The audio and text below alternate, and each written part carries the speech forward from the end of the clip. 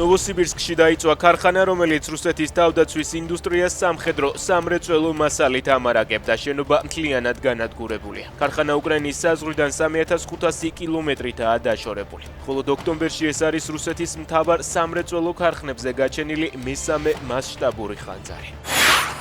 4 ოქტომბრის მოვლენების გამო დაკავებული აქტივისტი ამბობს, რომ პოლიციელები გაუპატიურებით ემუქრებოდნენ. ჩვენება თორნიკე მჭედლიშვილმა ცოტა ხნის წინ სასამართლოს მისცა. საქმეს ოცნების ყოფილი წევრი განიხილავს. მოსამართლე ლელა მარიდაშვილმა მისი აცილების შუამდგომლობა არც დღეს დააკმაყოფილა.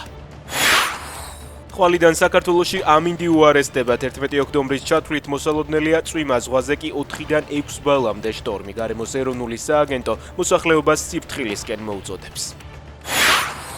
თორნიკე გოგრიჭიანის საერთაშორისო ემის მფლობელი სერიალის ვიჯილის მესამე სეზონში მიიღებს მონაწილეობას. სერიალი ბრიტანულ BBC-ზე გადის.